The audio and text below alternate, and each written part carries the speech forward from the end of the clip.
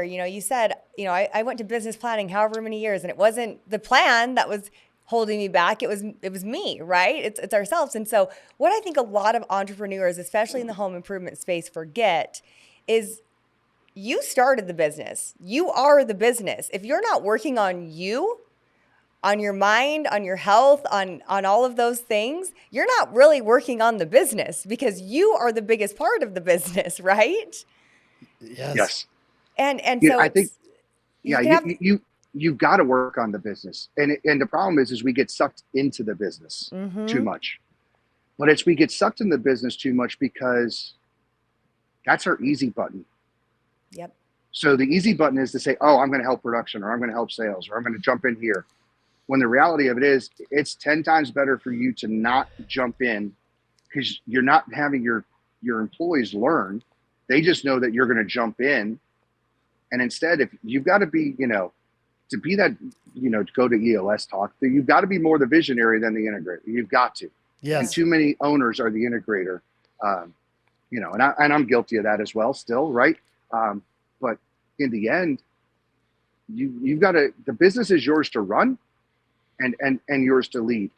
You've got to put the people in it to do the daily tasks, right? Yes. And I think that's very hard for us to do. Yes. Well, I love this. And we've kind of talked a little bit about mental health, and it is important. And if you need help, the other one you just brought up, we do the trifecta with finances on top. A lot of people have a skinny triangle. They put so much focus on the health. And just because you're in a football stadium, and this is basketball, but I'm thinking sports analogies, here in Salt Lake City in Utah, we had a very successful businessman by the name of Larry H. Miller. He started as a used parts salesman, ended up owning dealerships, ended up owning our Utah Jazz here, the Delta Center. He passed away at 64 years old. And I read his biography. And I remember seeing him. I was out to dinner one time with my family. And he came out of his office like at 7 p.m. at night. And basically, long story short, one of his biggest regrets, he was diabetic and he didn't take care of himself. He was so focused on business and growth. And he did as good a job as anybody can do in business. Yeah, he's very successful. His family still has legacy money, but they don't have the most important thing of that legacy, and that's him. And I actually think of him often after reading that.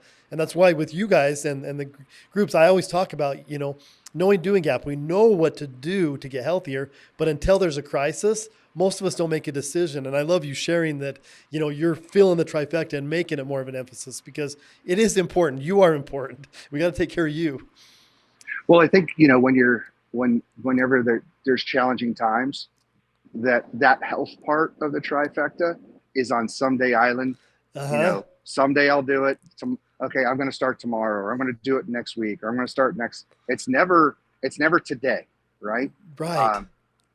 And to be, I think for those, if they realize, if you actually put more energy into yourself instead of the energy of your troubles, you'll get out of your way, and you'll actually get to that great spot quicker.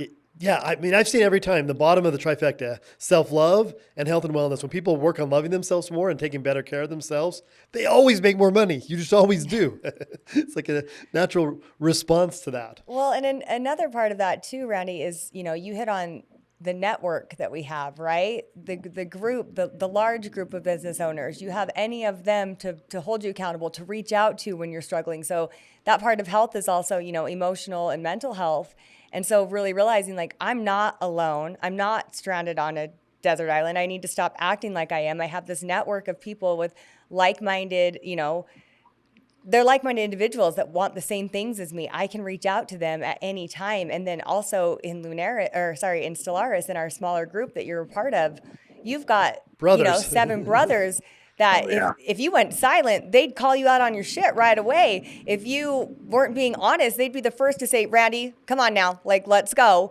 And so for men, you guys really are not programmed to ask for help, to be involved, to reach a hand out. You're not, because you're supposed to be the strong one, right? But men need other men. You need networks. You need connection. You need people to really hold you accountable for being your very best self. You can't do it alone, and you don't have to. Welcome to the Inner Blueprint Podcast. I'm Sean Foyer, the Universal Mindset Disruptor.